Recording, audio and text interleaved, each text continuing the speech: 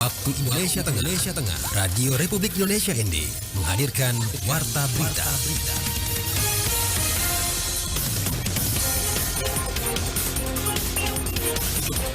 Saudara, selamat pagi. Anda mendengarkan Warta Berita Daerah RRI ND edisi Jumat 13 Juni 2025. Sari Berita. Biaya pendidikan dinilai mahal, masyarakat keluhkan ke Ombudsman NTT. 5 wilayah di NTT belum masuk musim kemarau. Inilah berita selengkapnya bersama saya, Antonia Nona.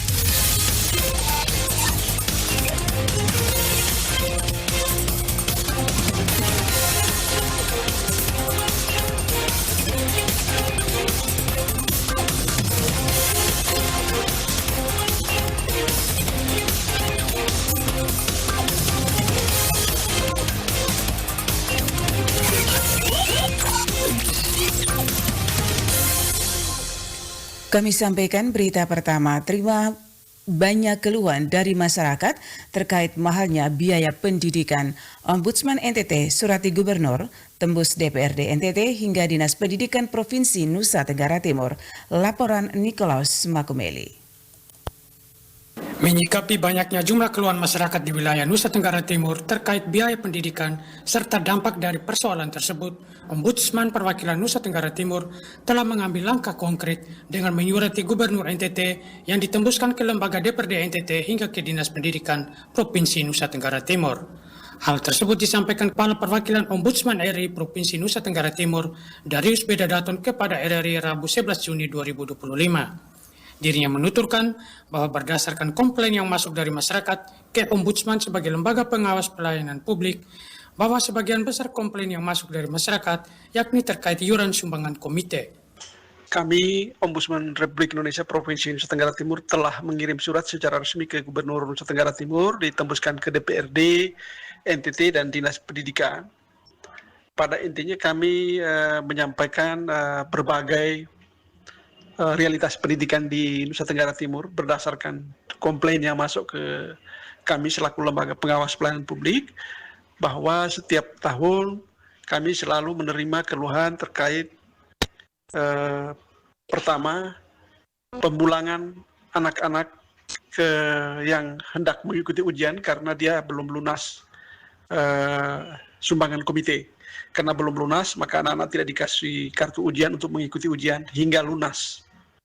Yang kedua, kami juga masih menerima keluhan tentang anak-anak yang tidak bisa mengambil ijazahnya setelah tamat studi oleh karena memang belum lunas juga iuran komite atau sumbangan komite itu. Sehingga kami berpandangan bahwa salah satu sebab angka partisipasi pendidikan di Indonesia, di Nusa Tenggara Timur ini menjadi rendah sesuai dengan data BPS, itu salah satu penyebabnya adalah karena ketidakmampuan membiayai pendidikan. Dirinya mengharapkan kiranya di tahun 2025 ini besaran iuran komite bisa diturunkan dan bahkan dapat digratiskan seperti yang telah diterapkan di beberapa sekolah di Nusa Tenggara Timur. RRI ND Nikolaus Makumeli melaporkan. Perubahan musim merupakan fenomena alam yang sangat mempengaruhi berbagai aspek kehidupan masyarakat, khususnya di wilayah Nusa Tenggara Timur (NTT), yang dikenal memiliki pola iklim khas. Memasuki pertengahan tahun 2025, informasi terkait peralihan musim dari hujan ke kemarau menjadi perhatian penting, terutama bagi sektor pertanian, perikanan, dan ketahanan air. Laporan Suimam.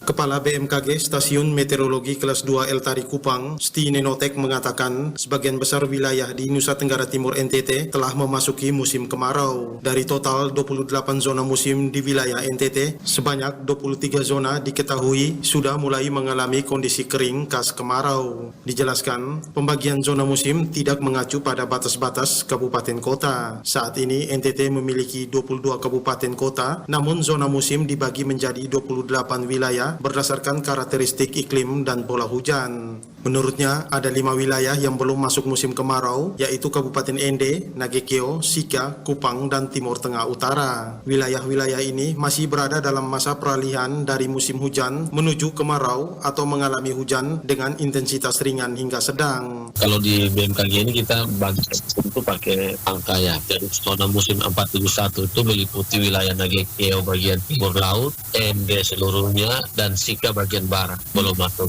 musim kemarau. TOM 487 itu Kupang bagian timur laut, Timur Tengah Selatan bagian utara, dan Timur Tengah Utara bagian barat. SOM 488 Timur Tengah Selatan bagian tengah, terus SOM 469 Manggarai Timur bagian timur, Ngada seluruhnya, Nagekeo bagian barat. Terus SOM 467 Manggarai Barat bagian timur, Manggarai bagian tengah, dan Manggarai Timur bagian tengah. Ia melanjutkan musim kemarau di NTT umumnya berlangsung hingga Oktober, namun pola dan durasi musim dapat berbeda antar wilayah tergantung pada zona musim masing-masing. BMKG terus memantau perkembangan cuaca dan menginformasikan perubahan musim secara berkala kepada masyarakat. Anda sedang mendengarkan Warta Berita RRI ND. Desa Wisata Gololoni, Kecamatan Ranamese, Kabupaten Manggarai Timur, Nusa Tenggara Timur NTT mendapatkan kesempatan untuk mengikuti Bali and Beyond Travel Fair BBTF 2025. Laporan Mario. Terkait kehadiran dari Pokdarwis atau kelompok sadar wisata dari Desa Wisata Gololoni di sana ini sangat luar biasa. Karena di sana mereka akan promosikan keunggulan pariwisata ya, atau destinasi wisata atau daya tarik wisata yang ada di Desa Wisata Gololoni. Desa Wisata Gololoni, Kecamatan Ranamese, Kabupaten Manggarai Timur mendapatkan kesempatan untuk mengikuti Bali and Beyond Travel Fair atau BBTF 2025. Ajang ini diselenggarakan di Bali International Convention Center di Nusa Dua Bali pada tanggal 11 hingga 13 Juni 2025. Ajang ini mengusung tema Indonesia Preserving Green Nature and Culture Heritage for the World. Selain pertemuan bisnis, BBTF juga menawarkan seminar pariwisata, pertunjukan budaya, dan pameran untuk memberikan pengalaman yang lebih luas kepada para peserta. Kepala Dinas Pariwisata Kabupaten Manggarai Timur, Rovinus Hibur Hijau, menyatakan bahwa pemerintah Kabupaten Manggarai Timur sangat bangga karena Desa Wisata Gololoni mendapatkan kesempatan berharga untuk mengikuti ajang di level internasional. Kami sangat berterima kasih dan merupakan sebuah kehormatan besar ya bagi Kabupaten Manggarai Timur dalam hal ini. Desa Wisata Gololoni salah satu desa wisata yang semakin berkembang mengarah ke desa wisata yang agak maju di Manggarai Timur, bisa menghadiri ajang atau pameran BBTF Bali and Beyond Travel and Fair di Bali dan Pasar di Nusa Dua. Ini berkat Bank Indonesia Perwakilan NTT yang merupakan mitra Kementerian Pariwisata atau Dinas Pariwisata juga yang selama ini juga sering memfasilitasi pengembangan pariwisata di NTT termasuk di Desa Wisata Gololoni. Ia juga menambahkan bahwa pemerintah Kabupaten Manggarai Timur melalui Dinas Pariwisata telah melakukan pendampingan, pelatihan, dan peningkatan skill kelompok sadar wisata Desa Wisata Gololoni seperti pengembangan kuliner, manajemen pengelolaan homestay, tour guide lokal, dan membuat kuliah dari bahan lokal seperti bambu. Ia menyampaikan apresiasi kepada LSM yang telah memberikan advokasi, bantuan, pelatihan, dan peningkatan skill kepada kelompok Pokdarwis Desa Wisata Gololoni. Dinas Pariwisata dan Kebudayaan Kabupaten Manggarai Timur atau pemerintah Kabupaten Manggarai Timur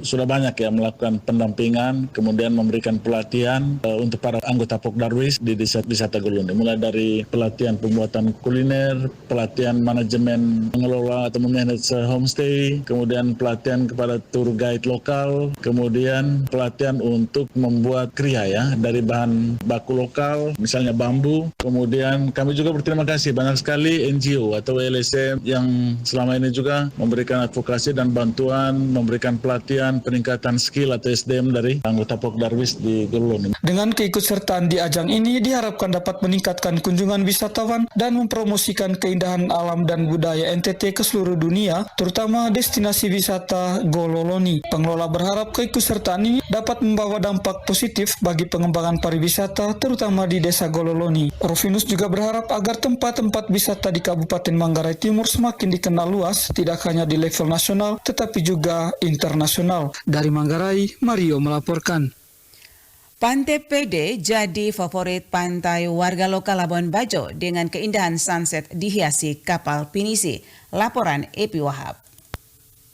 Pantai Pede merupakan salah satu spot wisata yang letaknya tidak jauh dari pusat kota. Pantai Pede merupakan salah satu spot wisata terlama yang ada di Labuan Bajo, bahkan sebelum ditetapkan sebagai destinasi pariwisata super prioritas. Pantai ini biasa digunakan warga lokal untuk berekreasi dan bahkan warga lain dari luar kota Labuan Bajo, Kabupaten Manggarai Barat, Nusa Tenggara Timur. Salah satunya Felin dan Alin yang merupakan warga asal Borong, Manggarai Timur, dan Ruteng Manggarai yang mengaku takjub dengan pemandangan sunset, terlebih dengan adanya kapal pinisi yang menghiasinya. Indah, bagus sekali. Yang paling disuka dari sini apa? Dari pemandangan lautnya kah, atau kapal-kapal pinisinya, atau mungkin dari kapalnya Kak?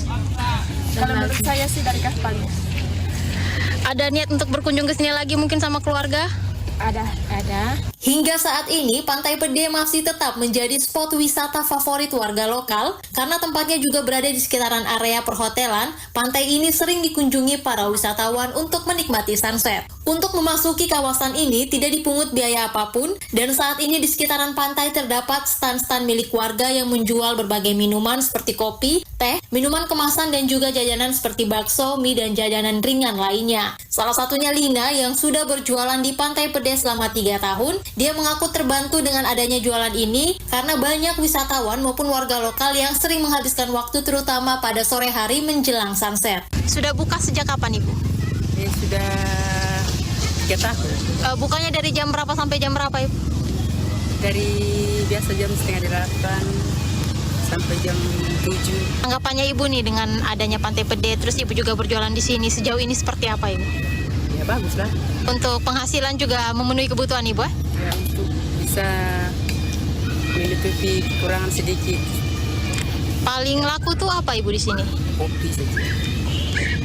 Rata-rata pengunjung itu banyakan dari mana Ibu? Kalau yang Dari sini saja ada pengunjung dari Labuan Bajo.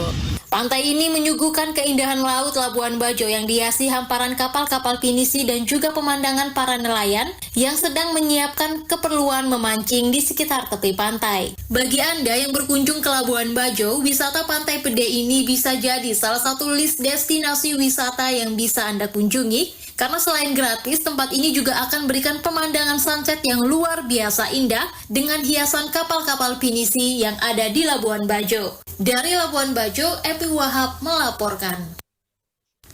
Saudara, sekian Warta Berita Daerah RRI ND edisi Jumat 13 Juni 2025. Saya Antonia Nona mengucapkan terima kasih, selamat pagi.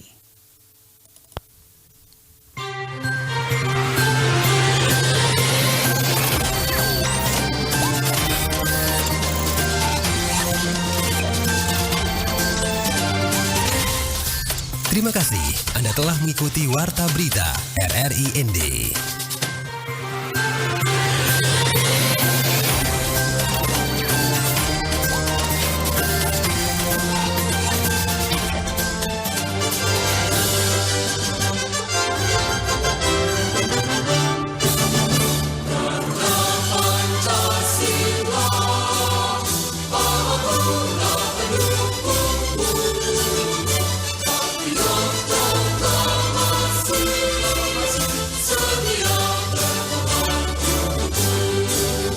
Pancasila